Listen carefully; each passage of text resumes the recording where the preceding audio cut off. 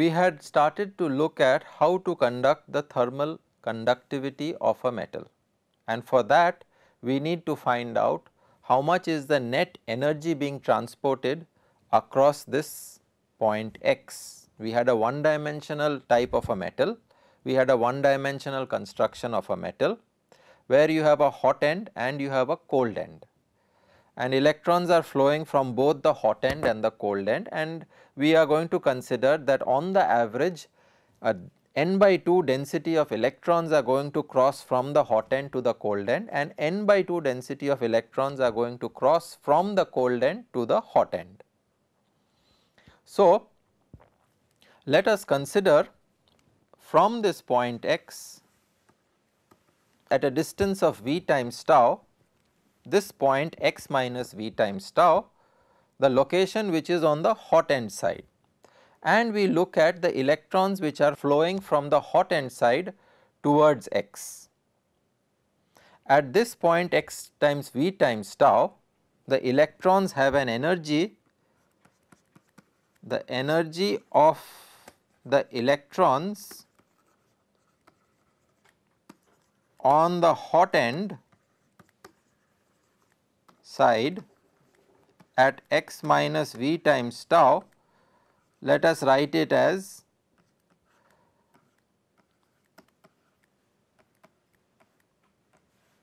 the energy of these electrons which are on the hot end side. The energy of these electrons which are on the hot end side is determined by the temperature at x minus v times tau. It is one of the natural assumptions of Drude's theory that the electron which is present out here, the energy of the electron is determined by the local temperature at that point. So, the energy of the electron at this hot end side will be E, which is a function of the temperature T at x minus v times tau. Similarly, the energy of the electron which is on the cold end side will be determined by the temperature at x plus v times tau. And why are we using these v tau distance intervals? Because whatever is the electron at x minus v times tau, it will carry its energy and momentum undisturbed to reach up to point x. Similarly, from x plus v times tau, the electron will move undisturbed without any scattering or collisions up to point x, because v times tau is the mean free path. So, there is very low probability of collisions which are going to happen for these electrons which are within v times tau interval of x. However, the temperature on one side, because there is a temperature gradient across the sample, this point is sitting at a temperature of x minus v times tau, and this is sitting at a temperature of x plus v times tau, and that is the basic idea. So, the electrons,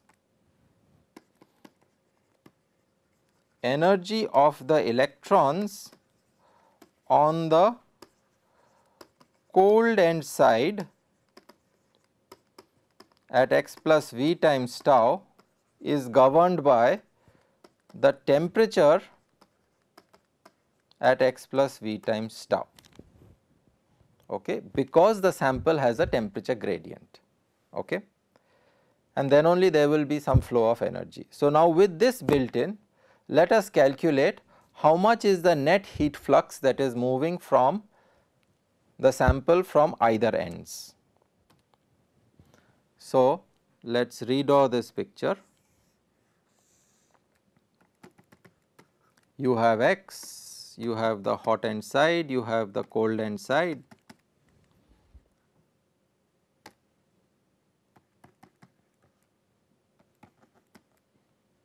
This point is at temperature x minus v times tau, and this is at temperature x plus v times tau. These distances are of the order of mean free path.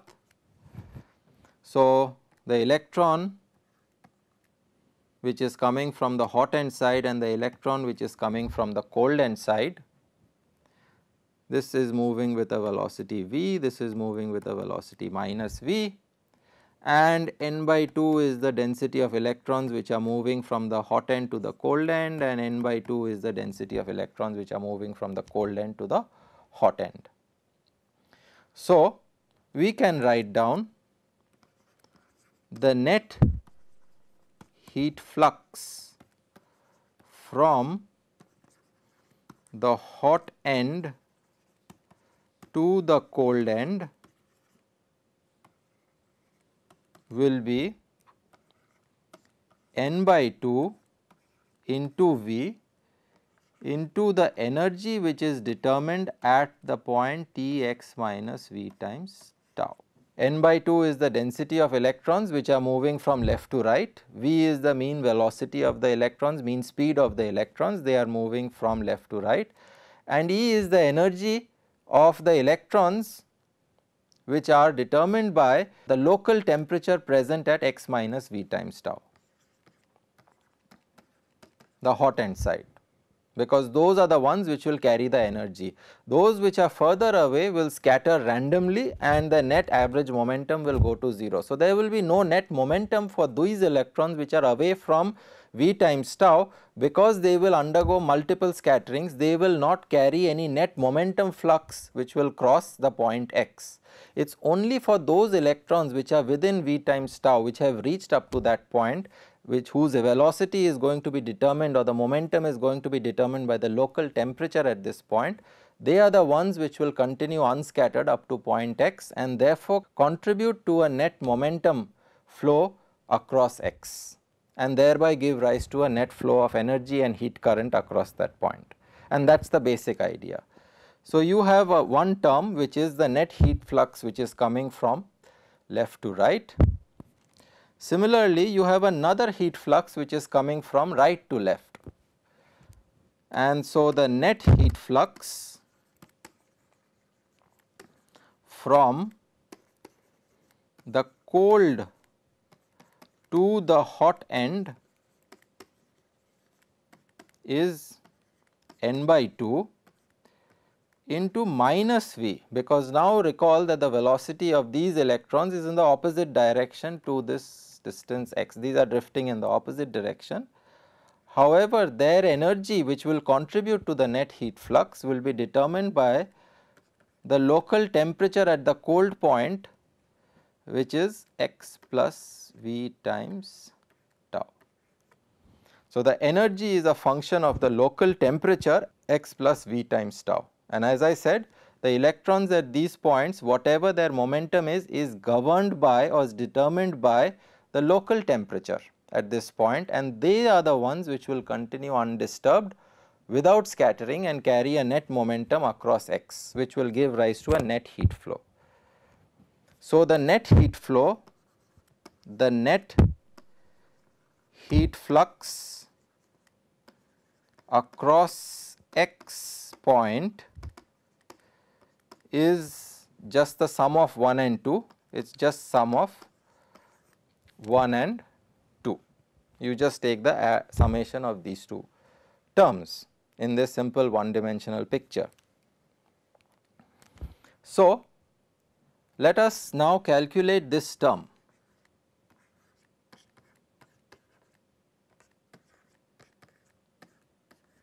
The energy on the hot end side of the electrons which are within V tau of the point x is determined by the local temperature at that point, which is x minus V times tau. Now, this temperature x minus V times tau, I can easily Taylor expand it, because it is a very small interval around x. I can easily expand it to the temperature at point x minus V tau into dt by dx, and so I can write this as, and I neglect higher order terms. So, I am going to neglect all the higher order terms and only consider the first order correction. So, the temperature minus delta T, where delta T is V times tau dt by dx.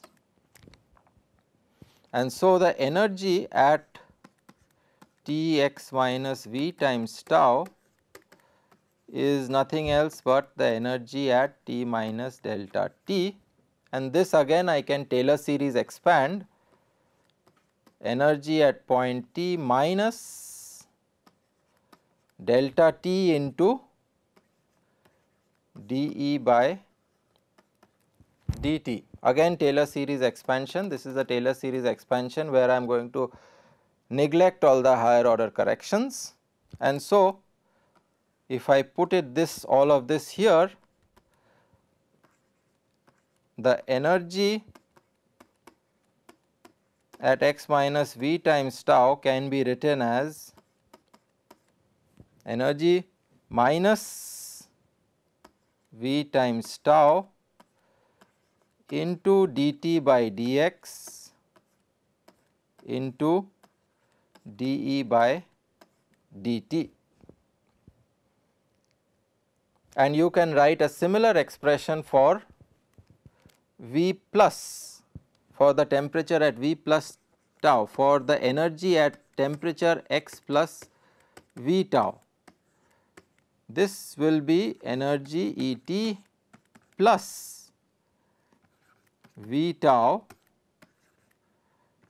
dt by dx into dE by dt.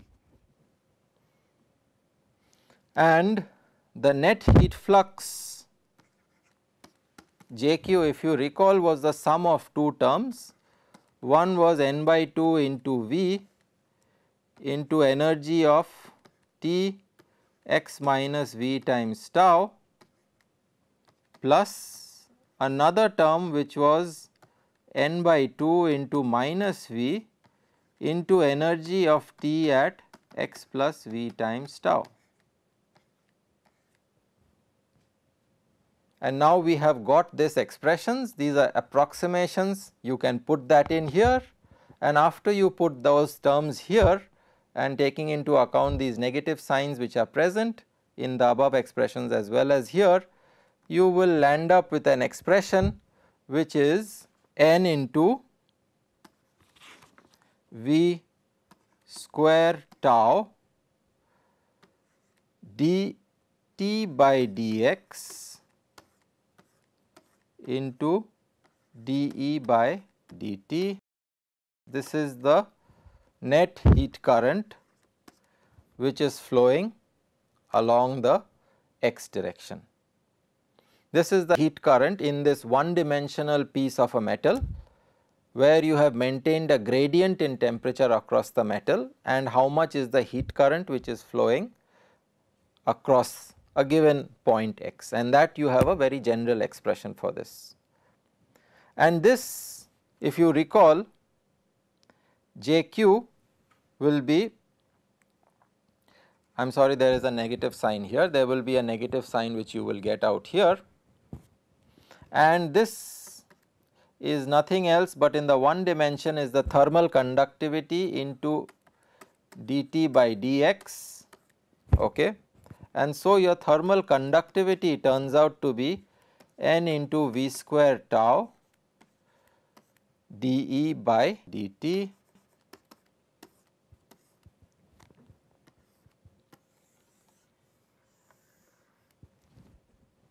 So, using this Drude's idea, you can get an expression for the thermal conductivity of the metal. The thermal conductivity itself, as you see, is modified by the presence of this scattering. The scattering actually changes the thermal conductivity of the material, okay. And dE by dt is the change in the total energy of the particles as a function of temperature, and that is nothing else but specific heat. You know this is the specific heat. So, K is n V square tau times the specific heat. This is for the thermal conductivity in the x direction for this one dimensional system, okay. And so, you have a nice expression where you can see that n is the density of electrons, v is the average speed of the electrons inside the metal, tau is the scattering time, and Cv is the specific heat of the electrons inside the metal. Okay. You can also work it out for the 3-dimensional case, and if you work it out for the 3-dimensional case, now this is the thermal conductivity in the x direction, you will get a thermal conductivity in the y direction, you will get a thermal conductivity in the z direction. So, you will get terms like kappa is equal to n Vx square tau dE by dt in the x direction, in the y direction n Vy square tau dE by dt, and the kappa in the z direction is n Vz square tau dE by dt. For a general 3-dimensional material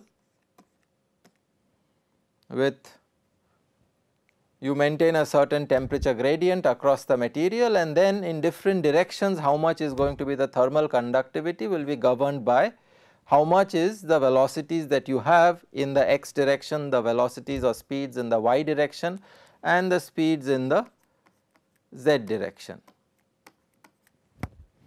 And here we are going to again go into an assumption of the free electron theory, namely the kinetic theory of gases, where we will assume that if there is no other effects of anisotropy, there is no reason to assume that the velocity in the x direction or the y direction or the z direction will be very different from the mean velocities in any other direction. So, we will consider that the average velocity in the x direction is roughly 1/3 the total mean velocity, where this square is Vx square plus Vy square plus Vz square.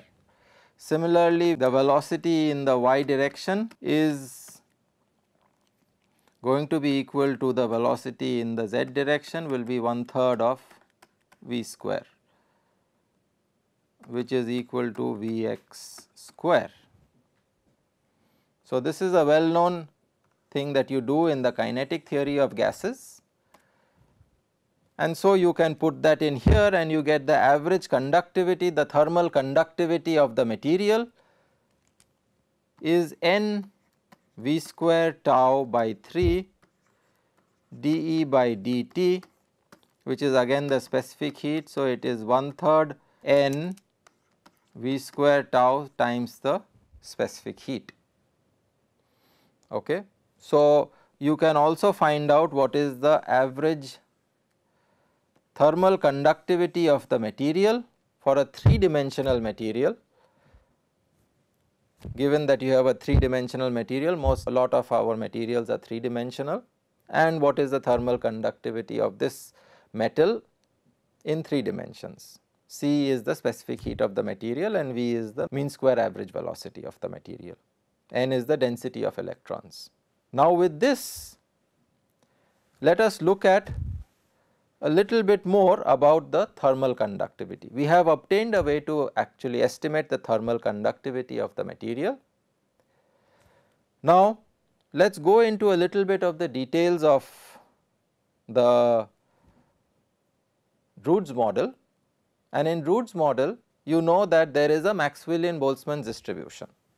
We have seen that we can write down an expression for a 3D material across which we maintain a hot and cold end. Suppose we have a hot end and we have a cold end, then there is going to be a heat flow, there is a gradient in temperature across the material, and there is going to be a heat current, and from that heat current we found out what is the thermal conductivity of the material.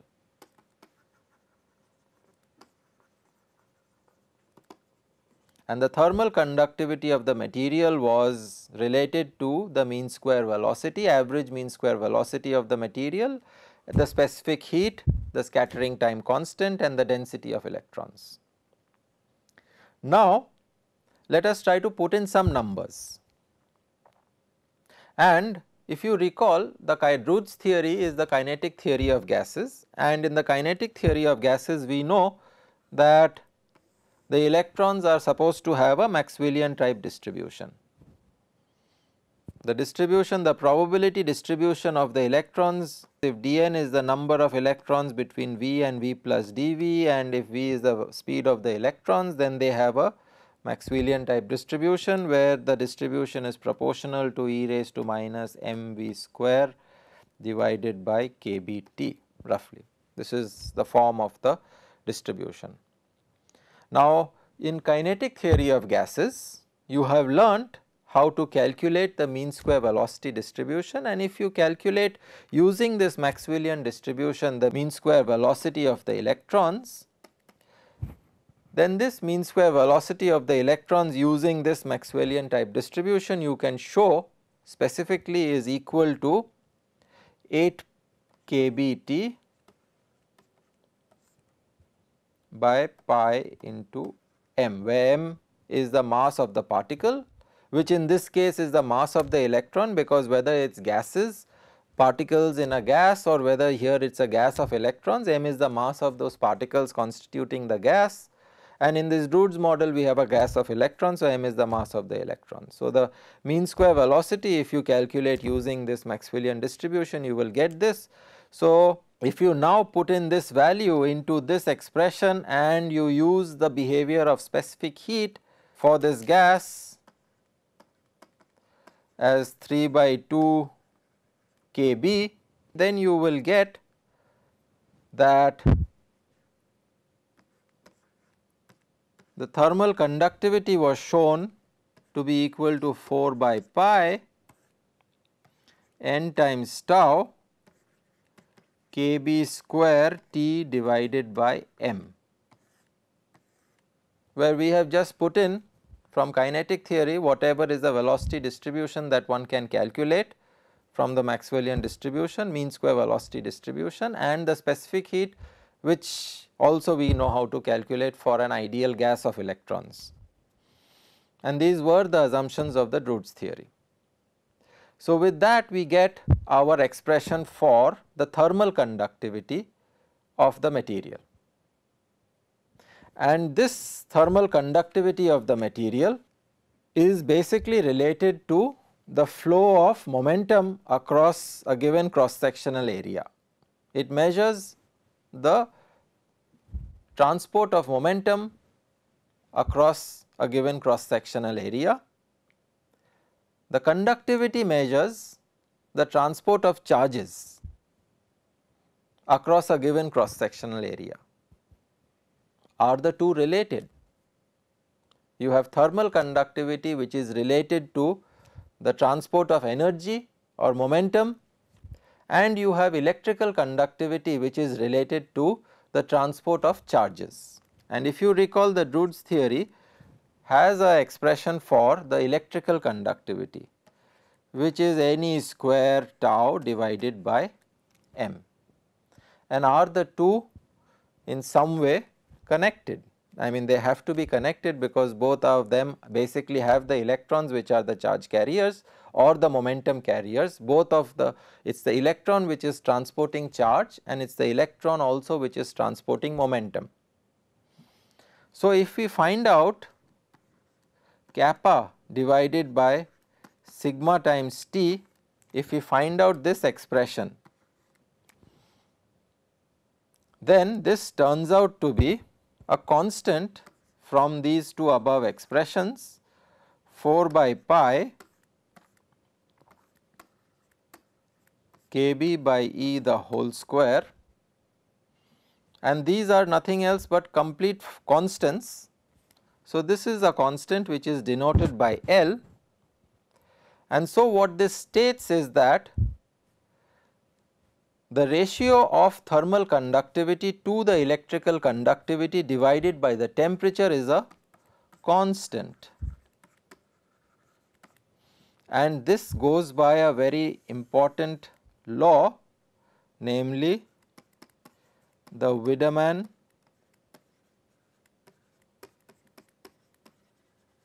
France law, which states that the thermal conductivity and the electrical conductivity are related to each other. the thermal conductivity is proportional to sigma times T, and this constant L which we have here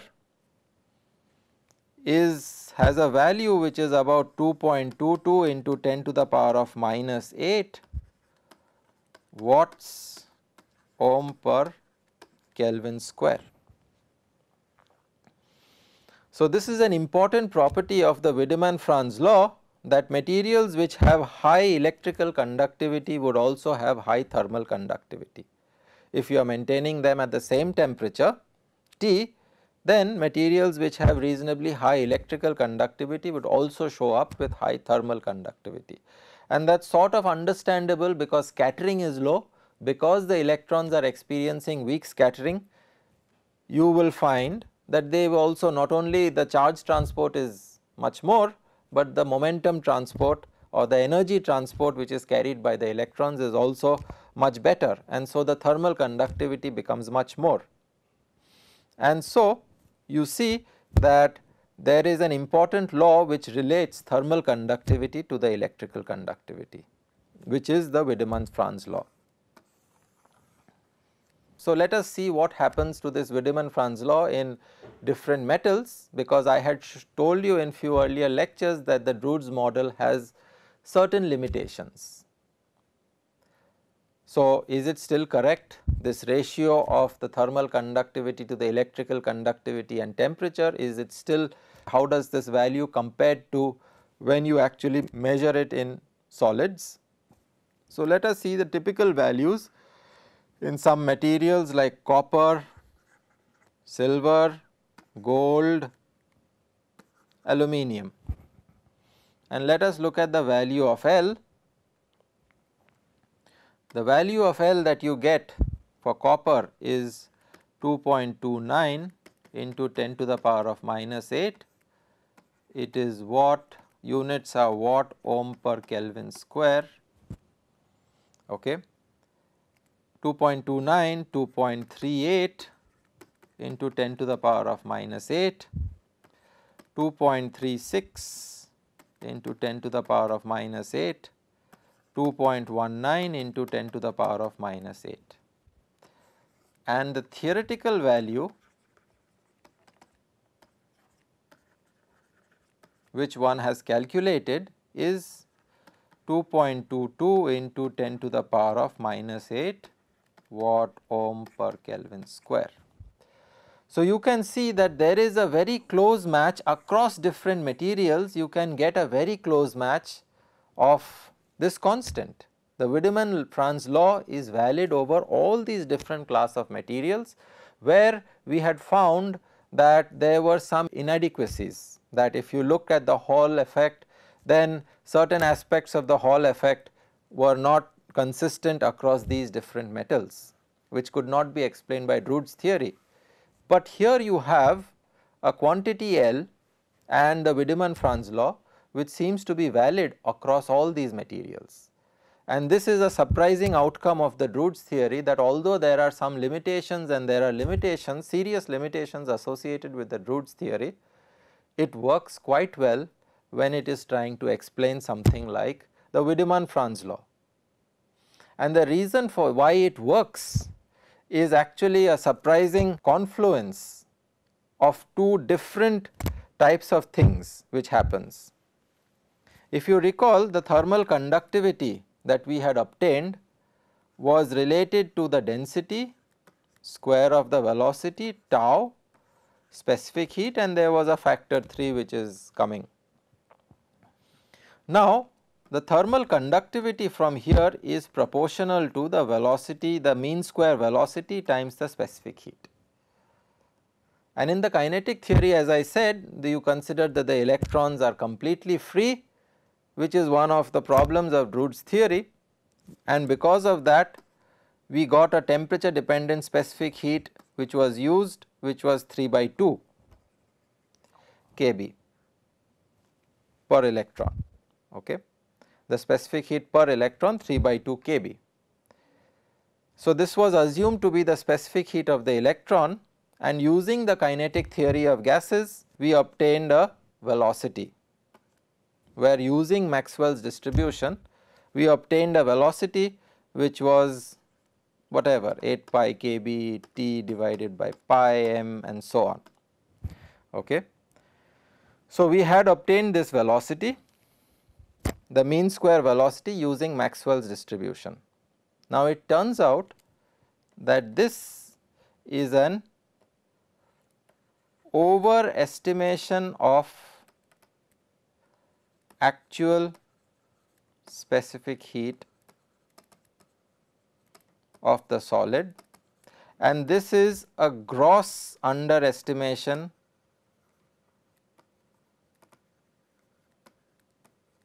of the mean square velocity. So, here you have something which you have overestimated and here you have something which you have underestimated. You have taken the product of the two and actually lo and behold it turns out to be the right value. Okay. So, although there were these problems in the Drude's theory where you had a gross underestimation of the specific heat which you have already seen earlier, and there is a gross overestimation of the specific heat and there is an underestimation of the mean square velocity, you ultimately land up with a constant value. But be that as it may, this value L, which is a ratio of the specific heat to the thermal conductivity into temperature, is a very important quantity and it is associated with this law which is called the Widman France law, which describes the relationship between thermal and electrical conductivity, and we get a number which is reasonable.